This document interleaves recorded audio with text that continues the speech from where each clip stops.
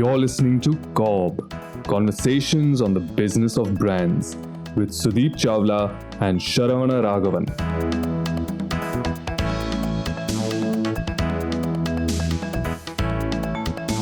Hi, and welcome to the podcast. Today we have with us a confession, a mentor, and probably both a marketing grandfather. So, the current CMO of Bajaj Auto, Mr. Narayan Sundararaman. And as I introduce him, I want to put one caveat on the table that if you heard anything wrong about marketing that we've said, half of it is completely his fault. So you know who to go after for this. And like all things in marketing, you won't know which half. But the other half goes to Sudeep. So yeah, I guess then it's complete. The right part goes to me. So welcome, Narayan. Okay, thanks guys. Okay. I'm really looking forward to this conversation, and thank you for indicating that I'm the grandfather here. I was telling you guys earlier, nowadays I do feel like that. I mean, I do feel very old. You often have new people coming into marketing, and I was having a conversation with one of them, and this person sort of let it slip that I need to go back home. It's my mom's birthday. And I was like, oh, okay, mom's birthday, good. Oh, no, it's a milestone birthday. She just turned 50. I was like, dude, okay. That's how long you've been doing marketing, though. Thanks, Sharan. Thank you so much. I think Sharan is now testing the boundaries of how far he can push you on the age side. Correct. We will let him have swiftly this move one. on. Yes, we should. Okay, excellent. So before we move further, Narayan, if you could just, for our listeners, summarize some of the stints that you've had, various things that you've done in marketing, and then we will dive deeper into some of them. Yeah, sure. So look, I've been around the block and being circles around the block for a fairly long period of time. So actually, I started my career not as a marketer. I actually started my career as a banker. So after business school, like many people then and maybe even now, I wasn't sure of what I wanted to do. So I stumbled into banking. And I always sort of was undecided, whether to go the marketing or the finance way. I had a background in economics and I was fairly deeply interested in it. So I thought, okay, banking, finance, those kind of things. And this is way back, 1994. I was there for about 9 months and I didn't like it at all. So the first sort of, you guys have listed out saying, okay, tell us something that'll be of tip to a lot of people. I think that's where I realized that, if your heart's not into something, then there's no point just doing it for the money. And I do understand that for a lot of people, working for money is very important. I'm not sort of deriding that, but, it needs to be a lot of heart as well. And my heart was just not in it. So the best part about that stint was I knew what I didn't want to do, right? It sort of ruled out a lot of options that were, otherwise pretty appealing. Post that, I joined ITC. Back then, it was mostly a cigarette company. And that's where I spent about 5 years. And I think that gave me my first sort of, I would say, learning in the field of consumers, etc., which was, it made me go and see large parts of, small town India and rural India. And I grew up in Delhi. I went to school, college there. I was always a city boy. So for me, this was like a, very different world. So that was hugely, I would say, it was a learning moment, several learning moments. And of course, ITC was great because it had all these wonderful sort of ways of working, systems. It had a particularly interesting culture where everybody really worked with a lot of passion and a lot of interest. Brought themselves to work every day in that manner. So that was great. But then I sort of had enough of just selling cigarettes, and cigarettes were also going dark. So I wanted something new, and I was deeply interested in the food industry, which is when I moved through a couple of stints, and I finally landed at Cadbury, which is where I also met the two of you. So I stayed with Cadbury, and then it became Kraft Foods, and then Mondelez for about 15 years. And over the course of that entire journey, I've done everything from market research to media buying to brand management, heading marketing, running a category, launching new brands, thinking of new brands, making mistakes. I think I should also say that one of the um, certainly amongst all achievements, one must also say that there are several failures from what I've learned, and that all happened during that stint. It happened subsequently as well. So it's not that life is all about only all the things that go well. Yeah. So a lot of learning from there. I worked in India. I worked across geographies. I worked across categories. I worked in different cultures. I worked in Southeast Asia. I worked in developed markets, etc. So it was a wonderfully fulfilling and stimulating journey. I left Mondelez, I think, in 2015. And then I took a break for about a year.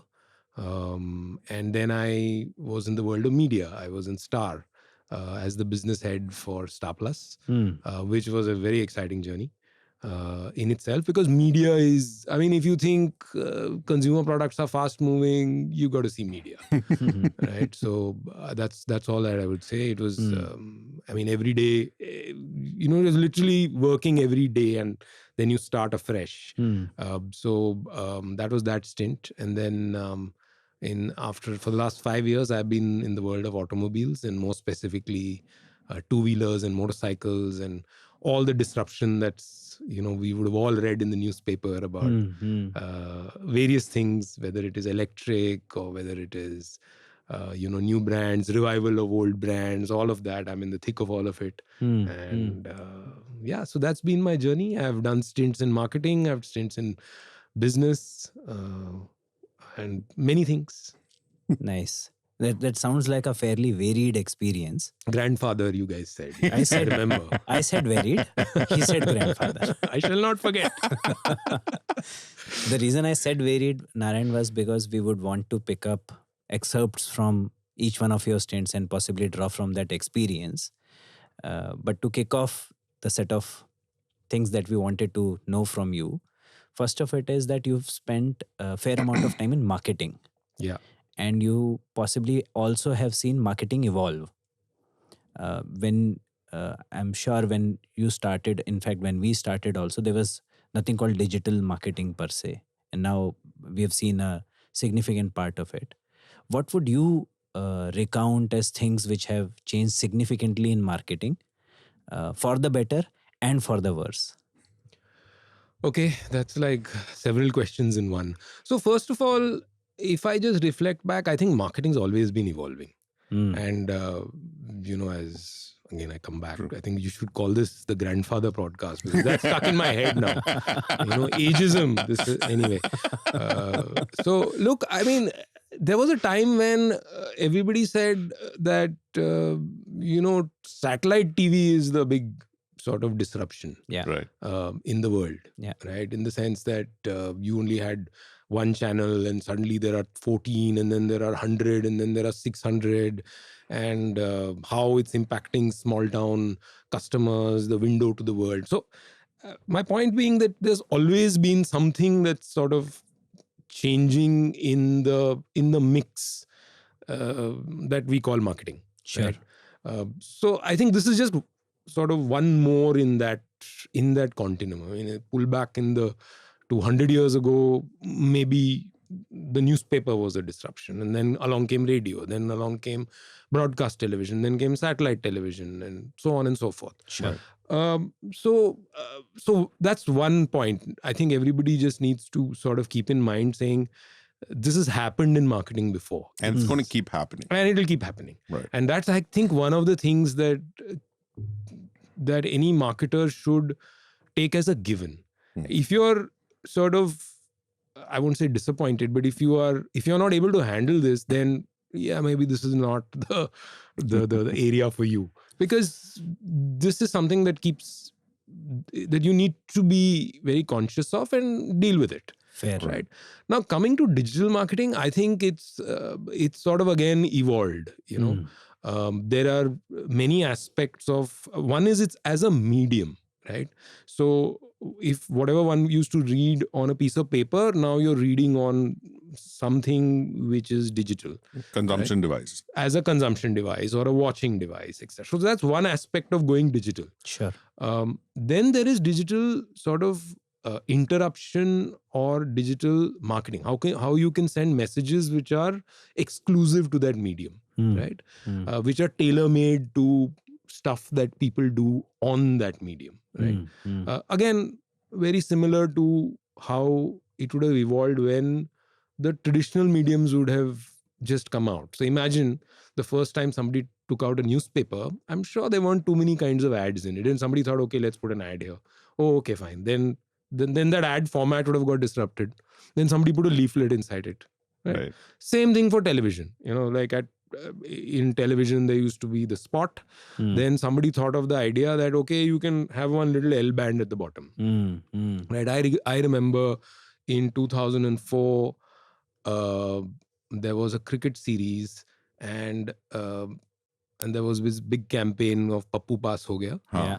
So at that point in time, we did a deal with, I think, ESPN.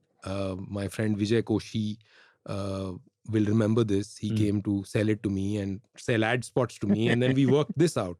And the whole deal was that every time somebody hit a 4, we said Pappu pass ho gaya in that little strip. Oh, nice. Now, that was a big innovation. Now I watch IPL and it's sort of all over the place. So my point is that every medium has its sort of, if it is featuring advertising, over time you'll find different ways of the message getting across to your audience in some form of interruption. Let me put it that way. Sure. Right. So I think a large part of digital marketing has evolved keeping this thing in mind. Yeah. So it is, a lot of this is tactics in my view. I think everybody needs to remember that digital marketing is not the end by itself. It is one of the paths to something that you need to do in impacting your customer. Ultimately, you shouldn't lose sight of that. Absolutely. Sure. Right. Yeah. Narayan, you mentioned that a marketer's got to be ready for this evolution. So how does a marketer's life get disrupted and how can he be ready for the evolution, he or she? So I'll try and answer the second part of the question, the how, which I am pretty clear about. I think marketers need to, it is in one of your questions, but marketers need to be curious. Okay, you need to remain curious all the time. You need to be curious about, okay, why did this happen? What was the person thinking? How did this happen? Etc. etc. I mean, you just have to keep thinking about the how, about your brand, about how customers react to your brand, for example. So if you don't have the sense of curiosity, then I'm not too sure you're the best fit for marketing. That's my personal sort of rubric, like to say that, you had a question saying, what do you look forward in people? It's not communication skills that comes after. You need to be a curious person. You need to have that bent to say, I want to try and figure out why this has happened. Why has a customer done what he or she has done? Right. Right. So I think that's the how bit. Now, look, disruption can sort of happen at, so for example, I'll give you two things that just popped into my head just now. I read a lot about meme marketing. Right now. Okay. Somebody's doing meme marketing. It may make sense for that category. You have to think about and be curious about, is it relevant for your category and your customer or not? Sure. If it is, please go ahead and do it. If it's not, and I think, again, a lot of marketing is about choices that you make. Right. So everybody should have that sort of an antenna up to say no as well. Right? Just because, brand A is doing meme marketing doesn't mean it's relevant for me. Right? And you need to have that, I won't say wisdom, but you need to have the clarity. Yeah, I think that's a good word. I think you need to have the clarity and you need to have the ability to swim against the tide. See, one of the things that happens in marketing is that, it is a very important function, but there's no qualification you require to become a marketer. No, you don't, like, for example, if you want to be a finance person, if you want to be the CFO of a company, Sure. you need to be either a chartered accountant or you need to do an MBA in finance. You need to have studied accounting. You need to have studied this, right? Sure. Similarly, if you want to work in manufacturing, then, some form Engineering of and something you must have studied. something you need to do. What is the qualification you require for marketing? Yeah. Nothing. Yeah. I just hope my clients aren't listening to this, but yeah. Well, I'm not saying they're right. But see, and I think that's the problem. The problem is that I think everybody thinks that marketing is easy Right. because it doesn't, for example, follow a set of decision rules. It doesn't have laws. And a lot of these, Byron Sharp and all these guys have tried to sort of bring science Codify. into this. Yeah, but it's not, I don't think it's gone mainstream. Sure. Yeah. So even now, a large part of marketing is, okay, you need common sense for it. Ye to koi bhi kar dega, right? And you have a lot of, very senior management will say, oh, what is it? Let's just say, let me ask to the person on my right, what does he or she think? And it's fine. Do you find that happening when it comes to a financial decision? Right? I don't think You so. won't. At least it will be, conditioned, or you'll have to explain why, you believe some It financial. needs a rationale. Yeah, exactly. behind it. So I think that's one of the problems that marketing sort of faces. That it's felt that anyone and everyone can do it, and that's not the case, as I think all of us have figured out. Yeah. Right. Yeah. Right. I hope you agree. Oh, I do. I vehemently do. I compare it usually when somebody asks me, I compare it with any other skill-based sport, for example. What is the qualification you need to become a cricketer? Right. You just need to play cricket for long enough so that you will become better than others. Yes. Probably in marketing, you might not have very specialized courses which give you codes, but you need to do marketing long enough to start appreciating the... No, I couldn't have said it better, Sudeep. Absolutely. I mean, the longer you sort of do this discipline, and the better you will be at it. And that's like many things, right? Yeah. But the key part is that there is a discipline as well. Right. There is a method to this. It is not sort of, oh, let me sort of sit back in my shorts on a beach, smoke a cigar, drink a glass of alcohol, and I'll come up with something terribly creative. It doesn't work that way. Sure. I think that is really the tip of the output finally. But the discipline that happens prior to that, Sure. and the rigor that happens, and the data that goes behind it to inform those rather simple insights that come out, is where the magic is, right? Sure. And I was just relating it back to the question that you asked, and that's the how will people sort of be prepared for this? The problem is that I think some of these googlies come from all over the place, right?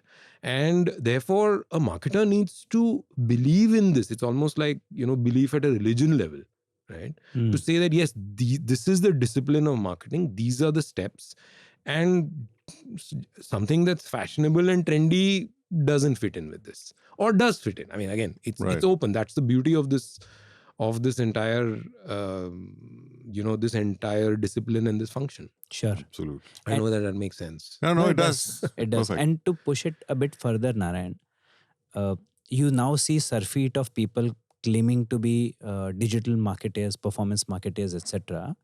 And a lot of the time when we talk to them, they themselves lament the fact that they haven't really gotten an opportunity to understand the brand fundamentals, understand the why, but a lot of work is happening on data. Yeah. Do you think this is leading to possibly a demise of what we used to call as traditional or the right basic fundamentals of marketing? I see where your question is leading to, but I would I'll just sort of not reach out there and say that yes, it is dying or something like that.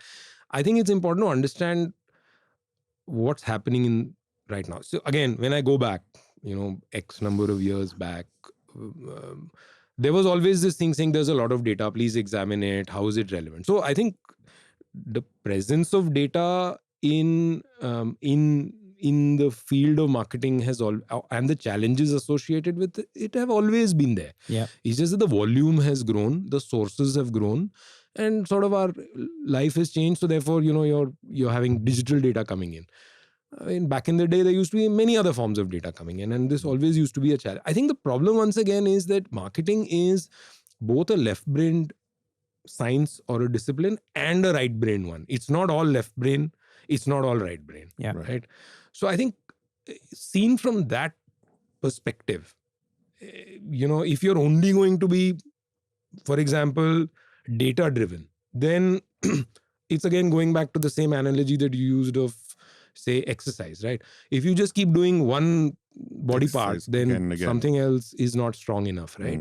So in the same way, I think the lament that a lot of performance marketers may actually be saying is that, hey, you know what, I'm continuously sort of exercising this muscle, but what about this? So I'm only doing left brain stuff, but how do I learn, how do I get exposed to the right brain part of it? Fair. One thing I keep telling a lot of the marketers, young marketers and advertisers I meet is that a marketer's job is not to be creative. And that's what people get attracted to the most. It's more glamorized, Yes. the creative side. I say, you have people, you have a support system to solve for everything. Yes. Your job is to basically articulate the problem as clearly as you can. And that's the hard part. And then you see whatever fits in. Correct. I think the role of a brand person, or let's say a marketing person, let me not say brand, a marketing person should actually see himself or herself as the conductor of an orchestra, right? You don't play any of the instruments yourself, or okay, forget about orchestra. I don't know whether people are musically minded or not, but say you're the football, right? You're the manager or you're the coach. Right. You don't actually go and play, in the sense that you're not creating that beautiful move which is going to result in one left-footed top corner shot. You're not that person, right? You're not playing, but you're able to see things at a sort of a more Panned out level. You're aware of, which player is, maybe getting fatigued. Right. And then you make the changes. You tell people you do this, you do that. I mean, you need to see yourself in that. I mean, that's the vision that you need to, ultimately that's the job. Absolutely. Right. That's a nice analogy. I think it's also important to know that just as a sort of a further nuance to what you said, Sharan, you may not actually do the creative, but you need to have the ability to be able to judge it. You should have the ability to speak Inspire to an it. expert in that field with conviction. Right. And that comes with time. And that comes with actually a certain authenticity and genuineness that you need to bring to the table so that the other person will listen to you. Sure. Right. So again, these are not skills that leap off an Excel sheet or, are taught so and so. But this comes out of a little bit of experience. You have to be in those situations to know that this is what is required. Again, you need to have curiosity. If you're not curious, then kuch nahi hoga. Correct. No, I agree. Completely agree. Any particular, while we dive deeper into rest of your student, any particular campaign or any particular brand problem that comes to your mind which required the team to work through left-brained data and then possibly come up with something which is left brain as well as right brain as a solution? Well, I can tell you the failures. Any of this. Anything and that that's our again, listeners so can. a long time ago in my Cadbury stint, there's this brand called Gems that everybody would have hopefully eaten and etc. All listeners would know Gems. Sudeep's also worked on Gems. Yes. Oh, you worked on Gems, yes. is it? Okay. So Gems used to be a great brand. It used to, sort of sell all over the country. It used to be very popular among kids, and then they used to grow out and start eating other things, right? So how do you grow this brand, right?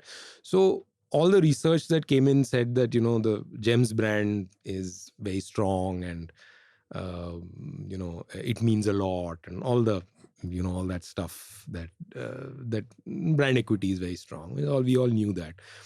So then in one of, I think, the workshops, the data showed that it plays, for example, sugar confectionery comes in various flavors, but Gems has only one flavor. Right? So then we said, okay, why don't we do flavors in Gems? And then as things evolved, the center, which is, sort of brown chocolate. So it said, okay, look, if you use white chocolate, because chocolate has its own flavor, so then we'll be able to add more flavors. You'll get more variety, etc. Very good idea. So then was born this idea of launching fruity gems. Right. So I can see from a Lefren perspective, the Logically sugar correct. confectionery market is amazingly big. It's 100 times, gems ka size. If you take 5%, aapka kitna bada volume ho jayega. All that we went through. And then I exercised my, not just me, but with my team, we exercised our right brain. And then we leapt off and we called it Jungly Gems. Right. And we launched it. And that was very nice. In Cadbury, we could do such stuff. And we launched it. Yeah. And it bombed. It bombed like bombed. And I remember after the bombing, when we were sort of clearing the stock and giving sales promotion budgets and all of that, in one review, finally, I remember the boss at that time was Bharat Puri, and Bharat Puri said, "Hey, kaun jungli jab apne bacche ko jungli bulata hai? Whose idea was this?" So, I mean, look, left, right, it just didn't work. So then we just moved on. In fact, there's a part 2 to that. Then we called it, okay, let's sort of have another go at it. And we called it Fruity Gems. But even that bombed. Yeah. Now, the moral from all of this is that whatever data will tell you as the opportunity, etc., you need to blend it with some amount of a sort of a reality check. Now, sometimes you get it right, sometimes you get it wrong. And in this case, the brand couldn't be stretched beyond its core of a chocolate heart, right? You could add some flavors to it, but it couldn't become a fruit flavor, for example, was the takeaway that we had. Now, things could change. Maybe the customer now is a lot more sort of open to it. But I just thought that's an example where, left, right, dono try kar liya, kaam nahi gaya. On paper, everything seemed logical and right. But what happens if the market is so different? And I think that's a great example for us to take away that despite doing everything right, there is no perfect science to get this going. There isn't. And look, at the end of the day, there has to be a little bit of experimentation that I think needs to be there in the world of marketing and in the world of business. Right. Because you'll never have perfect information. And see, that's the other thing about this entire data world. There is no perfect science to it, in a sense, despite having all the data. So look, I think that's, at some level, this, there's an abundance of data that's supposedly there, right?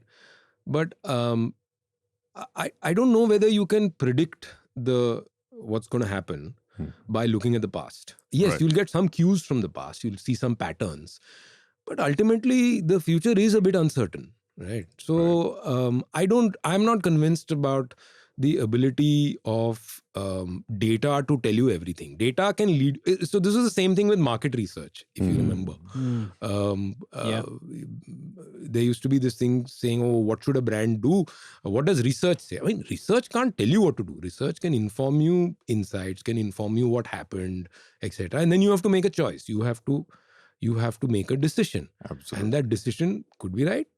And if you have followed the discipline, and that's my point about marketing as a discipline, if you followed, then you reduce the risk of your having made a wrong decision, right? All of these are information points that, will help you not to make a decision.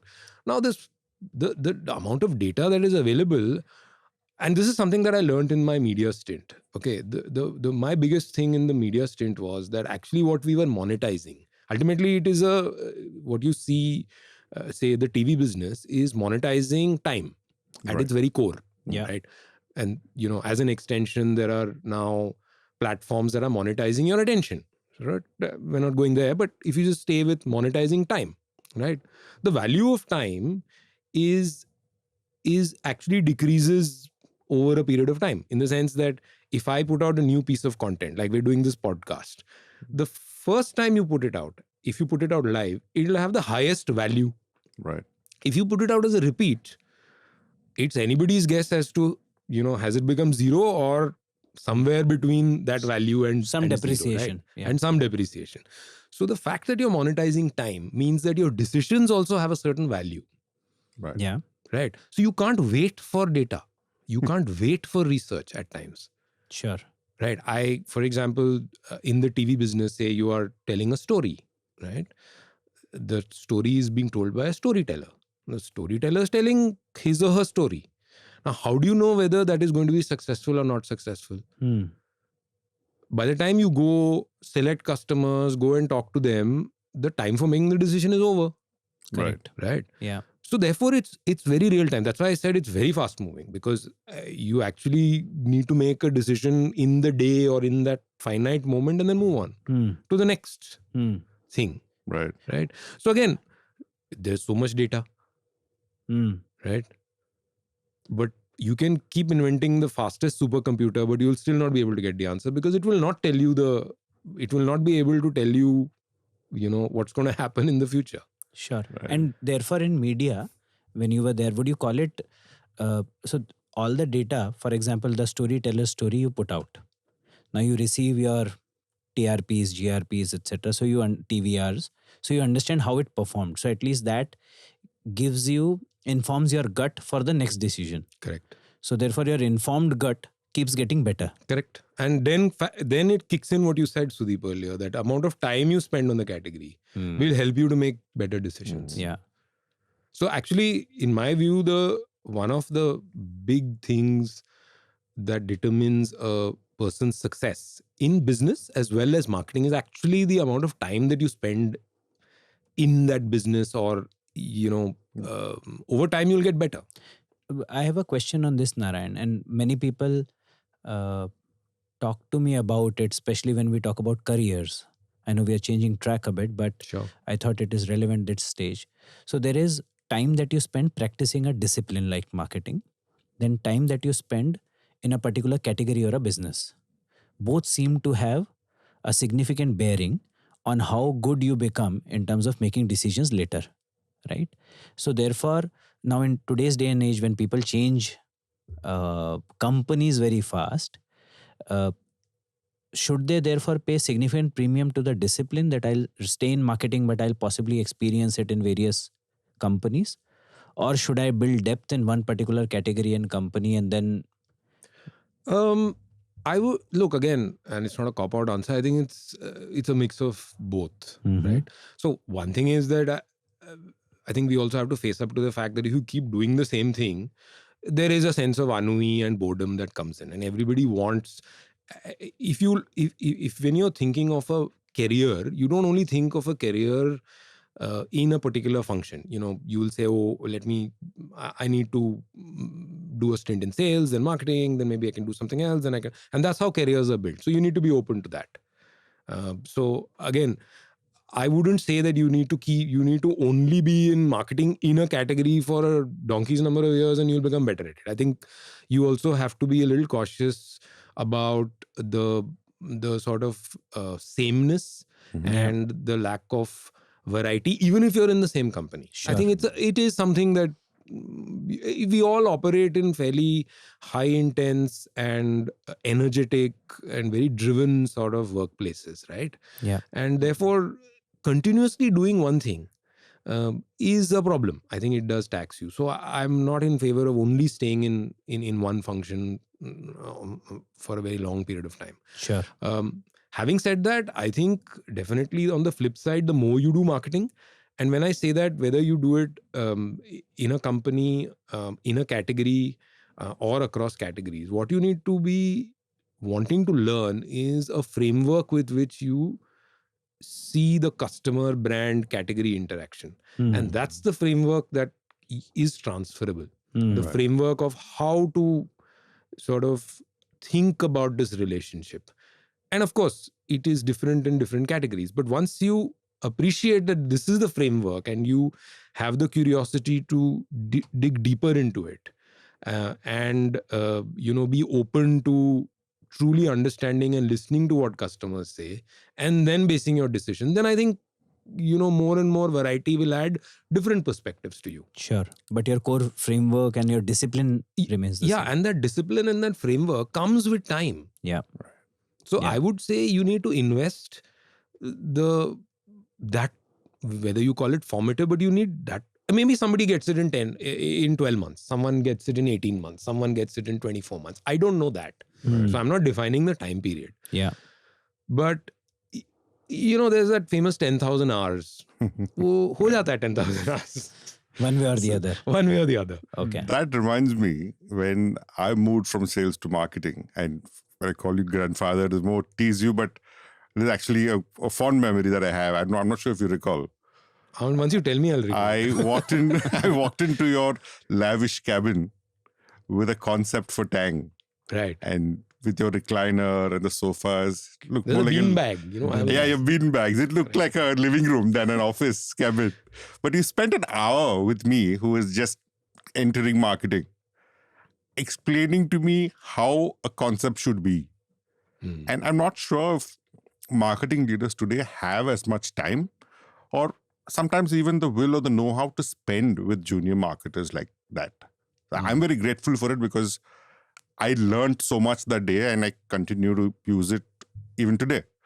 So how do you today train even skip level managers, or what's the leadership style in marketing? How has that evolved? One, this is something that I like doing a lot, which is to sort of, I believe you need to not, it's not the length of time, but the intensity of the time that you spend on a topic which can give you the breakthrough. Length can also give you the breakthrough, but if you really spend, sort of laser focused, high intensity time, maybe you will solve something in a shorter period of time. Yeah. So that's been my focus. And if I do remember that not just once, but several times I've spent a lot of time with you, Sharan. But I think it was with that objective, or let me spend time to make sure that this person understands what I am trying to sort of, what are my expectations, and also explain why at times.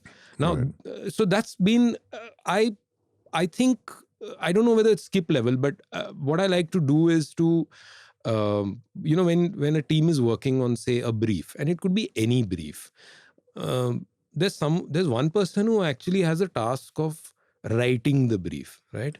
But there are contributions from several people. Yeah. Now, this may happen over a period of time, may happen, sort of sequentially, asynchronously, or something like that some people say, right? It happens, मैंने brief भेजा, मैंने किसी से बात किया. Now, it's important that everybody has sort of deploys the same amount of intensity and focus on thinking of the problem. So one of the things that I like to do is to call the people who are writing the brief, and it could be, several levels below as well, into a room and saying, okay, let's have a conversation around this. Let's understand what's the first stab at your brief. Okay, now you said this. Now interrogate that, sort of, torture test it, and then invite inputs from other people, and then you get better. You sort of elevate it, so to say. The other thing that I have found is that setting the environment where everyone can speak, what they, and clear their doubts as well, and not be scared to say something stupid. Right? You need to create an environment. And I think, if you're the head of the department, if I'm the head of marketing, it's my responsibility. Yes. And the third thing is, I think building this culture requires walking the talk. If I do it, then the people reporting to me, right, will also realize that they have the sanction to do this, right, in their own way. I'm not saying that it needs to be done my way. I mean, my way may be... It's a culture code. It's a culture code. So, you signal importance that, okay, listen, I want, this brief needs to have been thought through. And when I say thought through, this is what I mean. Here's how I'm demonstrating it. You do that once, twice, automatically the third time, they pick it up. You said you were several levels below. Your manager will say, Acha, wait, this guy, I get what Narayan wants. And, and then of course I will increasingly, my thunder and lightning levels will also go up, right? So then you set the expectation. Yes. That's one. Second thing is that, and I used to make this statement, I don't know whether you remember, is that you shouldn't be very satisfied with the first or the second output that you get. You should look at it saying that, okay, this is first draft. Yeah. And maybe there is opportunity to push it, no matter what the deadline is. Absolutely. Right? So you need to have that slight, extent of looking at things with, okay, I think this can get better. Right? And then also be open that when you actually send the brief out to somebody else, and if it's an agency, they'll have a point of view. And this has actually been one of the things that a lot of I feel brand managers who finished their MBA have a problem with. Let me state it out there. All my agency friends, they also have the ability to, and they do, right? That's why we work with them, right? They have the intellectual bandwidth to add value to whatever we do. Yeah. So it can't just be that, okay, मैंने आपको भेज दिया, अभी आप turn around कर दो. अरे, you have a say in the matter. Right? And that I think a lot of brand managers often don't leave enough time for. Sure. So what will end up happening is that, oh, I have to send the brief out tomorrow. Arre, but where's the time for added sort of inputs, right? Collaborations. Yeah. Collaboration, etc., etc. Now, I quite like that point you made, and I've taken a mental note of it, of making sure that at least any brief, anything that you're creating, having an environment where you get everybody in, making sure that everybody is putting the same amount of focus on that particular element at the same point in time. Otherwise, that asynchronicity leads to lack somewhere. Correct. And increasingly in our lives now, and I think this is my personal hypothesis and may not be a popular one. If I just reflect back, say I've been working for a long period of time. In my first third of my career, and then the next third, and then the current third, it's that old. But if I look at it, the current one, I don't think there were as many distractions that I had to contend with compared to the previous second, third, first, third. Okay. Oh, there are notifications, there is email to see, there is WhatsApp, there is this, there is that, something or the other. Right? So my point is that we're all living in a very distracted world. So let's go back to that brief thing, right? So you've written a brief. So let's see this asynchronous thing. You send it to me. When I am seeing it, right? I may be seeing it in the midst of my morning walk. Yeah. Or, I'm doing something else. I'm in between meetings. And you write, hi boss, this is the brief. It needs to go by tomorrow. Please, approve let me have your... Please approve it. No, approve nahi hoga. Please see through and let me know what you think. Please take a look, get your feedback, and let me know it has to go tomorrow. So then I'm like, dude, in the midst of I wasn't expecting this. This is not on my calendar. All that happens. So how much time will I actually devote to it? Sure. Right. So this is what I mean. I'm not sure whether the number of distractions, and then imagine this, say, this though is, we're all on one side of the table. We're playing for the same team. You send it to your agency. Now, agency teams, the wonderful thing in an agency is that you work on varied problems because you have many clients, many categories. Correct. Now, in the midst of it, you want that person to focus 100% on what your brief at your time and revert by your timeline. I think that's what has fundamentally changed in today's times. The ability, so much of work is happening supposedly electronically. I don't know whether people are able to give that kind of undivided focus to the problem. Sure. And so therefore you need to go extra mile. You need to make extra efforts to get everybody together, to focus on things. I completely agree. And the other benefit of doing that is that it builds ownership at every level, to say all of them end up owning the briefs. It's about it's not a top-down diktat that's coming in. Yeah. And you want to play a role in seeing that come to life. Absolutely. So yeah, that's the benefit. Then everybody sort of has a little skin in the game. What I call skin in the game. Right. Nice. And this is old-fashioned, people getting together. This is, it can happen over a Zoom, but, we all know what happens on Zoom calls. But still, if we take the romanticization out of the picture, even if you are able to get everybody on Zoom together. Correct. That's what I was focusing on the same thing. Exactly. Serves the purpose. It serves the purpose. So you build that sense of purpose. right? And so again, purpose. This is purpose. Hmm. That everybody, please, I value your contribution. I want you to sort of think deeply about this and let me know. Right. How do you orchestrate this?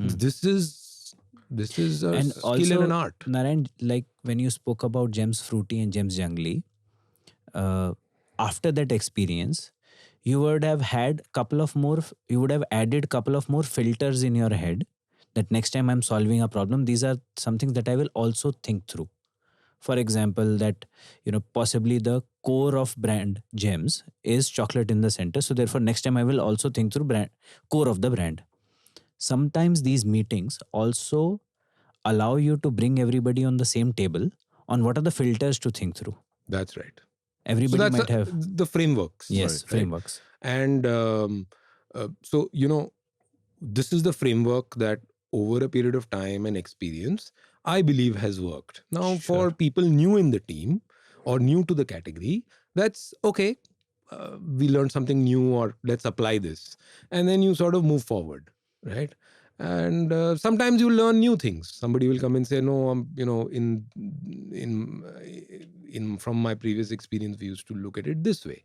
So why not look at it this way? So you just, again, curiosity. You need to be curious and open to say, okay, I can sort of get inspiration from various places. Right. Sure.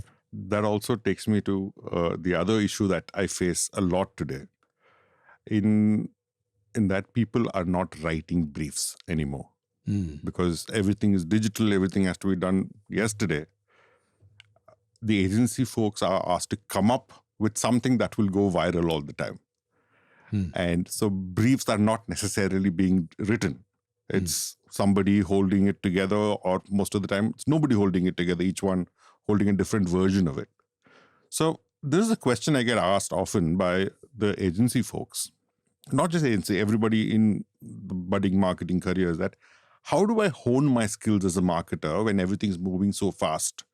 Yes, I need to be curious, but there's no singularity of thought for me to learn from. What should I do as a marketer?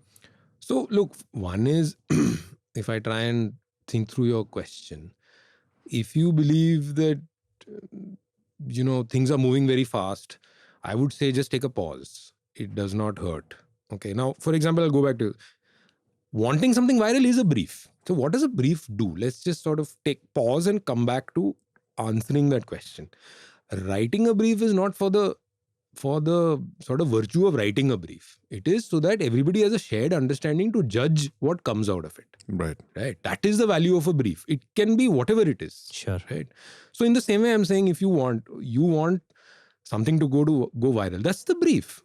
Right. So add color to that, add some objectives, and say that, and therefore everybody is on the same page. This is what I want to achieve, but I'm expecting an impact which is viral. Good luck to you to judge that. That is all I'll say. But that's exactly what I mean, that the brief will keep everybody honest. Sure. Right. See, again, what happens is that at a point in time, there is something that, say, from a client side or from the brand side, you desperately want, I want a very viral thing to go out, right? That's what you feel. So aapne brief dal diya. Next day, circumstances could change, right? The category could change, or next month, or whatever it is. Now, how are you to judge whether this is going to go viral or it's not going to go viral?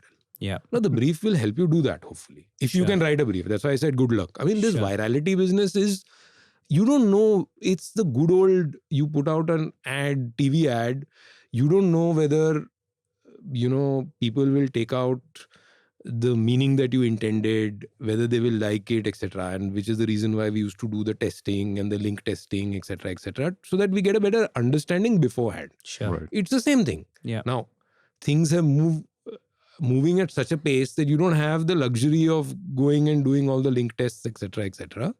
So you're only using judgment. So in fact, I would counter to say that in today's times, having a shared understanding of the brief is even more important. Sure. Because things are moving fast. Things are moving fast. Yeah. So when you say the shared understanding of the brief, it's to know what the brand stands for so that everybody knows what they need to bring to the table for the brand. Correct. That is one. Second is, what do you hope to achieve? Like, okay, you want a piece of creative, I presume. You want some stimulus. It could be static, it could be dynamic, whatever it is. What do you hope to achieve with it? Right. This is what the brand stands for. These are the do's and the don'ts. Unless you put that down so that everybody has an understanding, you're going to be, I can foresee that you'll forever be, sort of arguing over things. Yeah. Unless you say, for example, I mean, just let's think of it hypothetically. You're a brand that believes in, just give me a category. Think of, not a real Biscuits. brand, but some category. Biscuits. Okay, biscuits, right? Now, you know that the context of the category is a bit of sharing, and it is always lighthearted, right? Right. Right? Yeah. You hear a story where biscuits are eaten at a funeral, right? You know the category context is wrong. Correct. Now, unless you have a shared understanding of this, I think your partner is going to continuously justify why the funeral situation is correct. Right. Right. So somebody needs to share the category context. You need to have a shared understanding. Now, I'm saying whether that happens over a cup of coffee, whether that happens over email, whatever it is. But unless and the onus is on the brand owner to put it down. Yeah.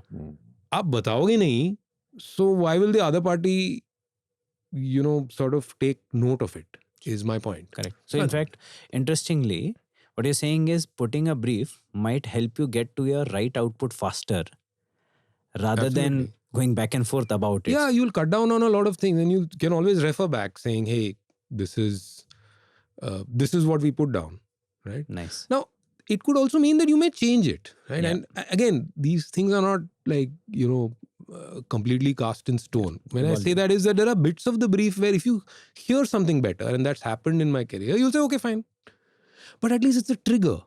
Right. Yes. It actually the most, the biggest benefit I feel is that it gives you the conviction to say no to something. Otherwise, when somebody is coming to give you a solution to your problem, just remember, they will sell you a range of things. Ultimately, you have to decide. How will you decide? So the power to say no, I think, comes from the brief. This is the reason. I may be right, wrong, but hello, my job is this, right? Sure. So it helps a lot. I think that's the power of a brief and a shared understanding of it. Yes. So changing tack, Narayan, could you just give us some examples which could bring about how marketeers would operate in all the different sectors, categories that you worked in, so that our listeners could understand the things that you observe differently in, for example, cigarettes, biscuits, chocolates, then media, and now in auto? Good question. So I think one is that what I would call what's sort of the role of marketing relevant for each category, right? So in largely, and I'm blocking all FMCGs together, all FMCGs, largely marketing is about, customer acquisition, right? What does that mean? It means you have to go and identify where are you going to get new customers from, how are you going to get them to consume more, the behavior aspects of it. Now that is marketing's sort of job. So if you look at it, you are a little the headlight of the organization, right? That's the term that we used to use because you lead the thinking. Right. And that's how I think broadly it is in most FMCG, where a product is involved. Service is a little different. I don't know. Maybe it's the same, but I haven't thought deeply enough about it. I think then when you come to categories like media, right? There is this aspect of what I would call what do customers or what do consumers consume, which will inform the product, right? Which is very important, which is the storytelling part of it in media, right? But the actual, what we call the tools of marketing, making advertising or making communication is serving a certain purpose, right? That by itself may not be a driver for you to find new customers or occasions. Okay. So it is an enabler. Let me put it that way. Sure. Similarly in auto, like again, there are some fantastic brands, and Bajaj is one of them, and we have many brands which are fairly iconic, etc., etc. At the core of them is there is a product which is designed which serves and meets customer needs better than everybody else. Along with that comes that they are available far and wide. Cost of services, which is very important, is kept low, etc., etc. And this bundle becomes the brand. Yeah. So in marketing, you're sort of, while you are overall figuring out what this bundle is, you are actually activating a very small part of the entire brand experience, in my view.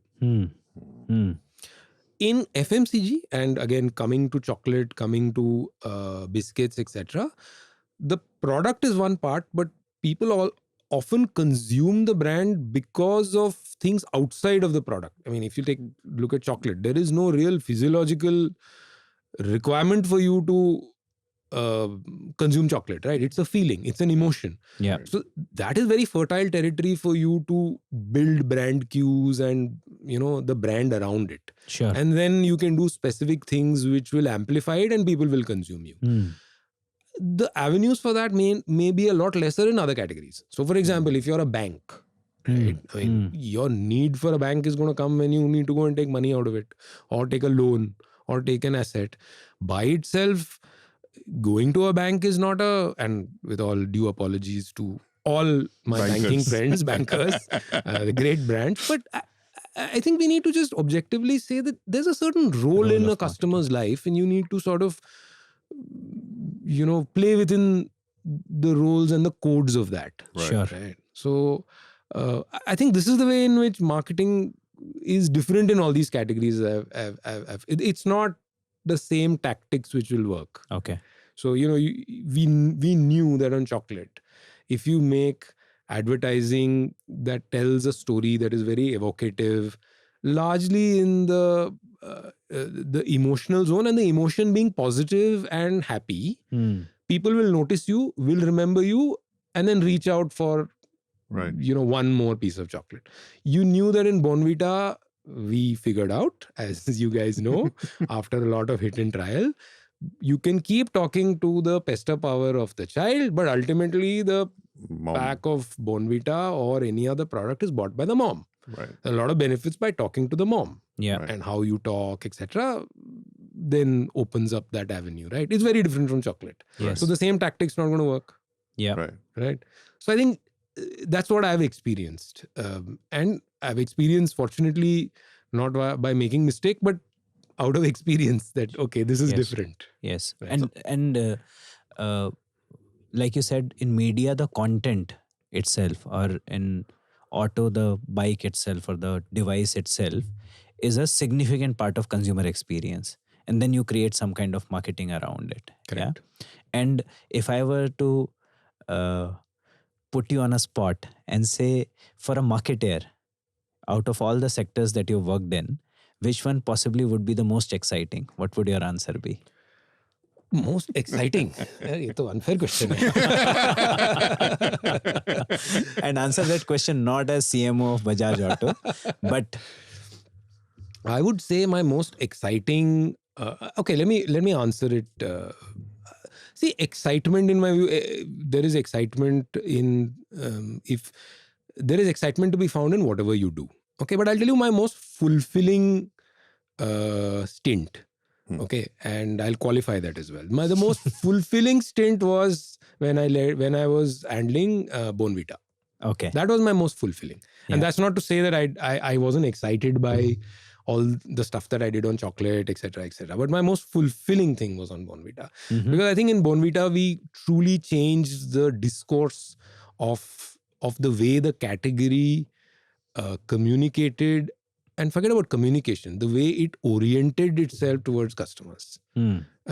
It's like there is a warship which is going in one direction, which is the category, and then something made it move. And for me, that was the most fulfilling thing. Nice. And this is what the Tayari Jeet Ki. Yeah, the Tayari Jeet Ki thing. Because, the discourse was about, we have 50 vitamins and your child will have this product and will grow 3x taller, etc. These are all, snake oil claims. Right. And to go back to the core and say that the reason why a mother, puts 2 spoons of Bournvita into a glass of milk to get back to that, that emotion and to see it work, and then have, pretty much the entire category orient itself is very fulfilling. Wow. Nice. And it still holds water, right? It's still been 15 years now? Yeah, it's going to be 10 years. 10 years. 10 years. And it still holds. It still owns. Yeah. Brilliant. So that. And in fact, I'll tell you one more anecdote on this. Okay. And you guys have worked in Cadbury. So, Bournvita is number 2, right? The distance with number 1 is vast. Yes. Right. We were 15% and Horlicks and GSK was 50%, right? Yes. And once that campaign came out, that mother racing one, and I got 2 calls, and I must say that it was very special. One was I got a call from Piyush Pandey, who called to say that I just wanted to say brilliant ad. Nice. Okay, that's it. And the second call that I got was from somebody who used to head marketing at GSK, who was a senior of mine from college, Nice. Shubhajit Sen. Shubhajit Sen. Yeah. So he called up and he said, I wish I had made this ad. Oh, nice. That's a very, very nice compliment. Yeah. To her. Yeah. So, that's why for me, this was the most fulfilling. Brilliant. I think it also says that look for fulfillment and not excitement. And fulfillment comes from doing work which possibly helps you alter the category, or, helps you possibly get deeper understanding of consumer and then demonstrate it in some kind of brand work. That's right. Look, if you work, forget about marketing or etc. If you work in a category, your ultimate sort of ambition should be that you do something which will change the fortunes of your brand or your category or the business, right? And I'm, audio listeners, I'm making 3 levels with my hand. So this is what you aspire to. Now, if all 3 happen, then, it's great. Yeah, and that's a beautiful example you also gave, Narayan. It takes me back to the question Sudeep asked. To say, if I were to say in FMCG, marketing is the central function, and in other industries, marketing functions more as a support system for whatever the central function. Yeah. In that scenario, who is the champion of the brand experience? Because we say brand is not just built by marketing; it's built by other functions too. So, who defines the brand experience in other categories? It depends on the sort of continuum on which the brand is experienced. So let's take the case of a bank. I think if you promise a certain thing for you as the brand in the bank, ultimately it's your branch people who will define the experience. So you can write whatever you say is your brand experience. The moment of truth is, for example, when a customer is interacting, I'm assuming branch. It could be digital, it could be whatever it is, telecalling, whatever it is. But I'm just for the simplicity's sake saying, you have a branch, then the branch people define it. It's the touch point of the consumer. Absolutely. It has to come alive at that moment, you call it moment of truth or whatever it is. And this will be different in different categories, right? In automobile, a large part of stuff happens at our dealerships. A lot happens actually post-purchase. Now, this is a wonderful category where actually your brand has a lot of opportunity to appeal to customers post-purchase as well. So that then they go and talk about it. And that's actually the biggest driver for purchase of a brand is what is called word of mouth. So what people say about an automobile, whether it is a motorcycle or whether it is a 4-wheeler, matters. Now, it matters in varying degrees. We won't get into that. I'll be another podcast. Right. But it matters, right? So just imagine, you are able to influence that when that person comes to your service center, for example. Right. Sure. So then I would say that is important. Now, who is the holder? Again, it's difficult. I'm hesitating from saying there is one person. Yeah. Because again, it is at times when you grow in scale, then becomes very complicated. There are so many touch points. How are you going to make sure that this is the brand experience? That's the challenge. Sure. And hence the shared understanding that is The needed. shared understanding. Keeping it simple is another thing I would say. Everybody should be able to say, this is what we stand for. Correct. And hence this should translate into our actions. Correct. Good. I mean, it has to, you can come up with a nice statement, but then how is that going to be interpreted and understood and put into action by, the last person, the last mile person is also something that's important. And that becomes important in a lot of these categories. FMCG is, look, at the end of the day, an FMCG is a packaged product. I mean, somebody unwraps a piece of chocolate, eats it, and it's over. There is no continuous engagement, feedback or continuous engagement. You're done, right? But there are brands where all of this also matters. Post-consumption matters. right? Correct. Right. Fair. Let's talk about innovation, Narayan. Okay. We spoke about one innovation earlier. Not so happy memories of that. No, I have wonderful memories. But yes. So, quite often, from both sides, some of the startups say that, okay, some of the traditional companies already have some spaces defined for them. And hence we need to go and disrupt it. Right. And they are not sure how the big companies would respond. And therefore, what should be their moat so that the big companies take time to respond. On the other side, the big companies are continuously looking around to see who is disrupting them next and how should they be responding. And that's a battle that we see playing out now very, very well, especially because digital has now created democratic access to consumers. Right.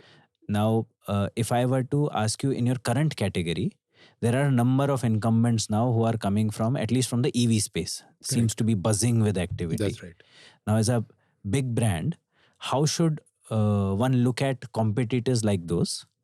And therefore, how should one prepare their own marketing teams and the organization to respond to such competition? Yeah, so, talking about the two-wheelers and so the electric disruption is a very, very big disruption. So I just want to, so that everybody has an understanding. It's not just a fuel disruption. Fuel disruptions have happened. Like you've had, say, CNG as a thing in four-wheelers, right? Yeah. You have cleaner fuel options, etc. But I think an electric vehicle is fundamentally quite different. I mean, the number of mechanical parts are lesser. It calls for a disruption in the way the product is manufactured, requires, lesser number of parts, therefore slightly different kind of complexity. Service, it has implications across the chain. So that's why it's a true disruption. I'm just sort of, clarifying that. Sure. So in that sense, it is a real disruption, right? It is an alternative to the internal combustion engine. It is not an adjacency of the internal combustion engine. Right. We are in a very early part of the S-curve, of both in terms of the technology evolving, costs, and the automobile industry goes through this cycle where, there'll be a new technology that will come, there'll be a certain cost profile, but over a period of time, things will Even out. Yeah, will even out, etc. So it's a cyclical. It's like a cycle. Okay. Sure. So against this backdrop, you have to go back and ask, saying, there'll be different kinds of customers. There'll be customers who are early adopters. Okay. There will be customers who will adopt after a period of time, after a wait and watch, and the choices these people make will likely be very different. If I'm an early adopter, right, I am likely to be a lot more open to newer brands that I don't know much about, right? I'll be an information seeker. I'll be technologically savvy. One of the things that we often say is that it happens with what doctors say, right? Aajkal patient aate hain, they know more about the disease because Google mein unhone padh liya hai. Correct. The same thing happens a lot of times in automobiles. When the person comes into our dealership, he's already done his search, everything. He's got something in mind. Yeah. Wow. It may be as simple as I talk to somebody who owns this bike and they've told me good things about it, so I'm now coming to you. Yeah. Right? Yeah. So these are those people who've come, who are in that mindset. So they'll be open to newer and newer things. But I think there'll be a mass adoption phase where it will fall into the codes of what people look forward to in the kinds of brands that they would want to buy, which are, what would you want in an automobile? You'd want that you can be sort of sure about how it's made. Reliability will be a factor. Yeah. Right. After sales service will be a key factor. Yeah. Repurchase will be an interesting. Resale will be an important variable for you. When you put all of these together, these are all strengths that an incumbent player will have. Okay. Right. Yeah. That evening out, that digital evening out, can even out one part of the purchase journey. Yes. It cannot even out all aspects of the brand journey. Correct. Right. Wow. And I think that is the dynamic which will. So there are strengths that incumbent players have, right, which are further on in the brand journey, and there are some which are getting disrupted, which are very much in the in one part of that journey. So a lot of innovation is happening on the product front, which will appeal to a certain set of people. Right. Sure. Right. But there's another set of people who will say but what do I know about this brand? Right. I want a no fuss brand, for example. I want to feel the fact that a big company is giving me this assurance that they'll take care of whatever comes up. And a lot of people are technology, what I would say, fearing. And when I say fearing, isn't there like, yaar, is pe risk nahi lete hain. See, there's a difference between buying something which you use occasionally and buying something if that is your tool of trade. Yes. Right. If what I put in, if what puts food in my mouth and my family's mouth, I don't know how much risk people will take on that. Correct. So again, you got to understand the context in which the category operates. Sure. Right. The brand operates. And Narayan, so one, you said that it is about, how many people are willing to trust and therefore willing to risk. Second part, I think you also said about the fact that the customer journey in your category is longer. Yes. Not just about buying it, you have to service it over a longish period of time, and that's where some of the incumbents will have slightly longer advantage. They should. And therefore, for all the people who are listening to us from, for example, traditional companies or incumbents as we call them, the advice to them possibly will be that look at your customer journey in totality and understand where is the disruption happening as of now, and also evaluate whether you need to therefore strengthen the other pieces. Yeah, or leverage them. So I think one of the pieces of advice I would have, if you're listening and you're part of, हमारे ज़माने में brick and mortar बोलते थे ना, और आज भी बोलते हैं क्या? No, अभी because of this new term called omni-channel, brick and mortar has come back. But if you remember, in maybe 10 years ago, it was कि यार brick and mortar business is very old fashioned. Because don't worry. Okay, don't get disheartened. You're not going to get disrupted just because somebody's doing something in the digital domain. Okay, I think there is a lot of virtue and there is a lot of value that comes out of being a fairly large size player. I mean, if you're forget about 800-pound gorilla, even if you're a 400-pound gorilla, boss, it's going to matter. Yeah. In the jungle, right? Yeah. So start from that belief.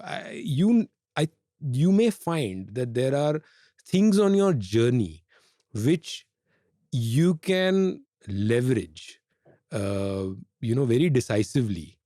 That will matter to the customer. It may not be something that you would have focused on right now, but that's up to you to discover. Your latent strengths. Yes. Sure. Okay.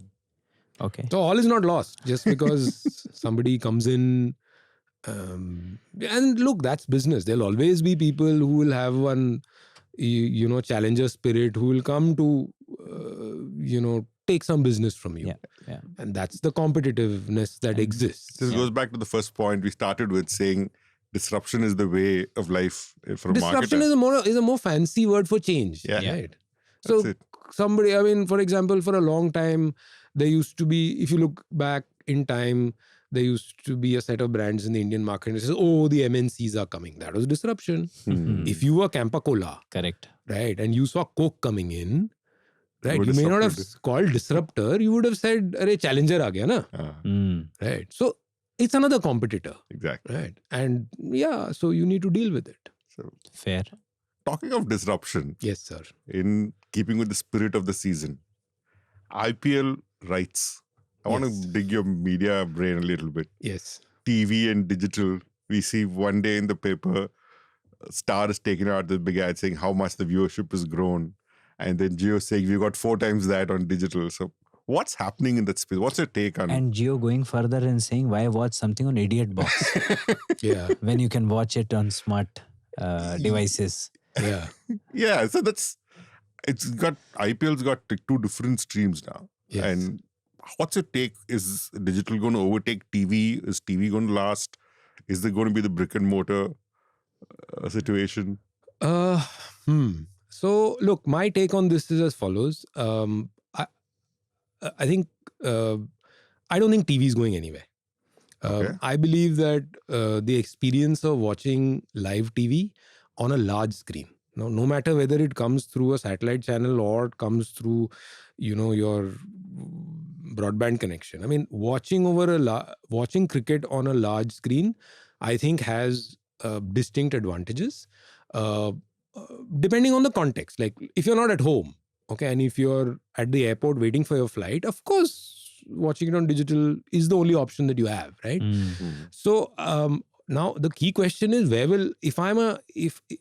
remember, whether it's advertisers or whether it is the person who's broadcasting it, the amount and length of time of viewership is very important, right? If people are going to watch you for 2 minutes and then just check in and check out, that's one kind of behavior.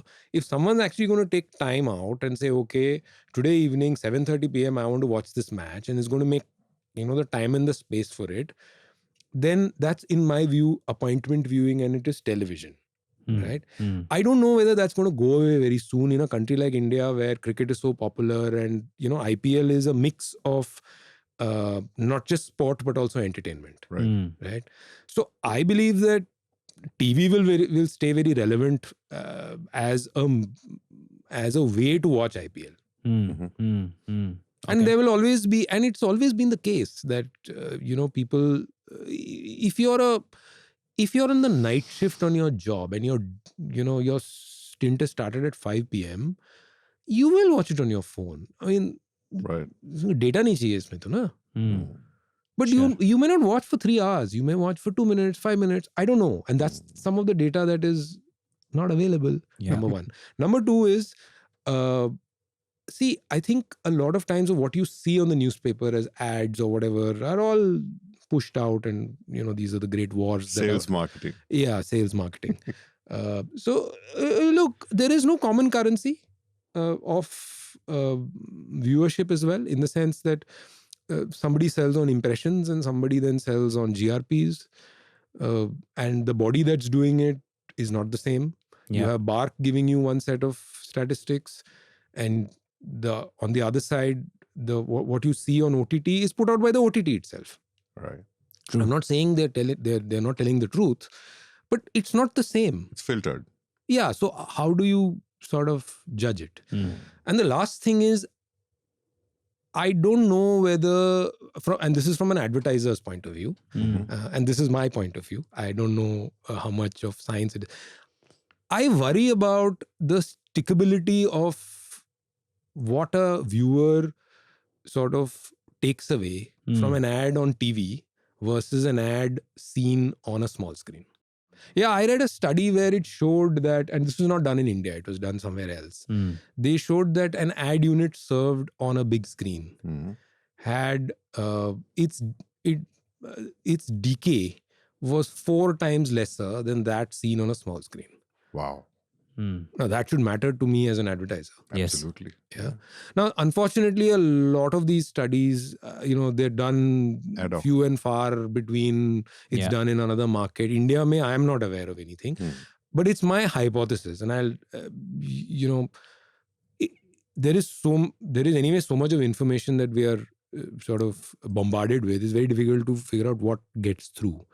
But I don't know how much people retain when watching on a small screen, in between tasks, or as a accompaniment viewing while they're doing something, which is all the small screen thing. Yes. Right. Because if you were going to watch a full match on a small screen, then if it's so important to you, you'll plant yourself in front of a big screen. Yeah. I'm just thinking from a customer standpoint, right? Sure. Right. So this Distracted viewing. that's the term I was looking for.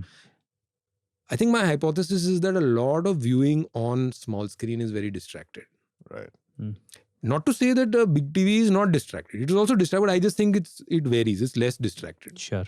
So Narayan, as a marketing leader, we see there is war for talent, especially for marketers, young marketers. While at one end we want people to spend time in the category, time practicing the principle.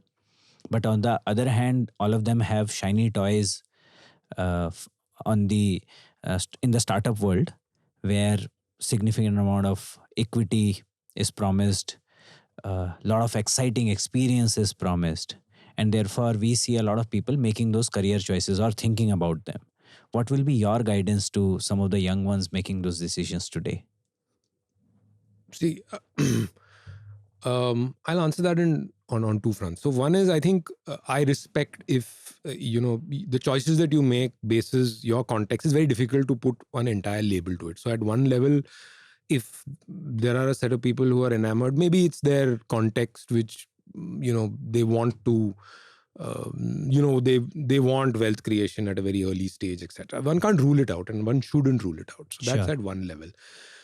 However, I would say that if you really want to, if your ambition is to be a marketer, somewhere down the line, I think you need to spend some time in a company that has good chops in building brands or an environment where brands matter.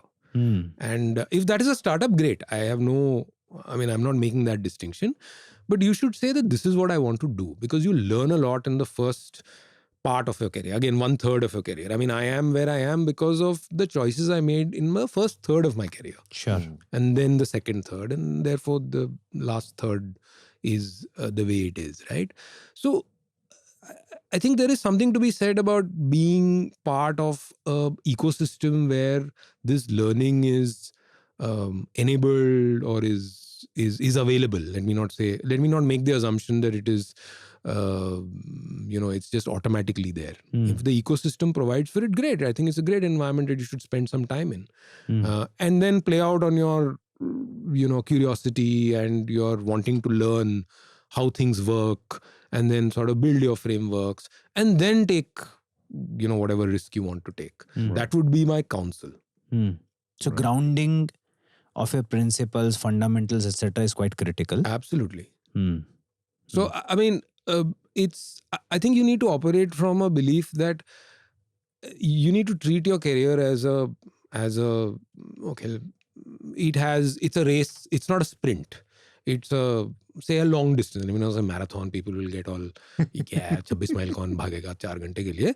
But it is a long distance race, right? Sure. So being fast off the blocks is not going. You may not end up. You may actually exhaust yourself. Sure. Very early. Exhaust yourself not just in terms of energy, but you may not have enough experiences by the time you reach 10 years down the line, and you want to do something else, or you want to grow. And then one thing is, going back to whatever Sudeep you said earlier, right? If you're just exercising one muscle, then how will it help when you want a slightly more rounded ability? Right. Sure. Right? You're only hitting left footers, and then you can't play on the right flank. So many things come up, right? I can only bat, I can't field. Iska matlab kya hai? Right. That's awesome. And towards the end of the entire episode, we'd be wrong if we didn't ask you this question. How is AI going to disrupt marketing? Oh God, AI, artificial intelligence. How is AI going Given to... that the natural kind is lacking anyway. Yeah, I was going to say that I think human intelligence needs to disrupt marketing first. Forget about artificial intelligence. But look, I don't know enough about this AI, and I haven't myself used this famous thing called ChatGPT or whatever Microsoft has come up with. But I'm reading that it sort of is automating a lot of tasks within the marketing ecosystem. So yeah, it does seem to play a role over there. Maybe it will help in, there's a lot of communication that goes out. Say you need to write a press release, or you need to write an email in English, right? Maybe these will do it much better than a human being will.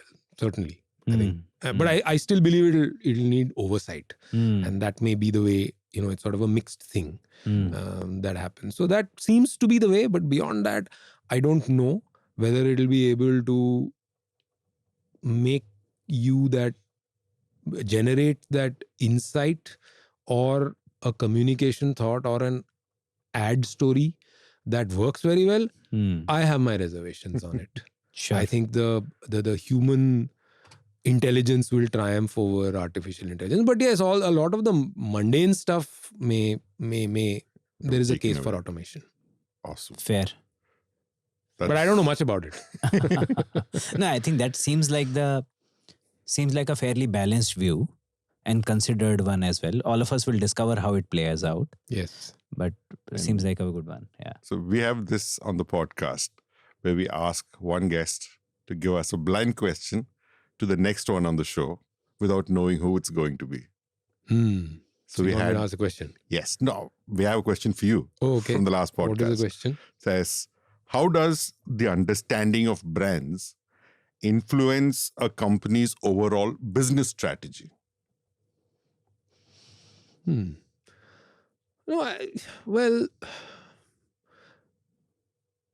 think it helps a lot. I think there will be a lot more customer orientation in a company where there is a belief in brands. You will see it in the kind of product, services, or whatever that company is selling. I think, and lastly, on a financial metric, and this is data, your ability to command a premium if you're selling a brand versus selling a commoditized product or service will be much higher, which will impact on the financials as well. So I think but for me, the first two, which is to say that you'll be if you believe in brands, then you will be oriented towards customers more than a company which just does lip service or token service to it. You should be able to see it in that brand's or that business's behavior. Perfect. Okay, fair, perfect. And that justifies the name of a podcast also. Oh yes, in this wonderful standee Conversations on the business and on the mug. Yes, yes, absolutely. You're right. Conversations on the business of brands. How are they connected? Yeah. Because Okay, excellent. I think this has been a very, very invigorating session for us. I think we can go on for a couple of hours more, but for the want of time and attention deficit from our listeners, we should possibly call it a day today. I thought I was coming on the Joe Rogan show. 4 hours we'll talk. Anyway, We're going to talk offline now. Thank you very much, guys. Narayan. I really loved it and really loved the conversation, and also going back in time and just thinking about some of the things. Some of your questions were really good and very incisive, and I really loved this. Thank you, Narayan. Thank you for the time, Narayan. Thank you so much. See you. Bye-bye.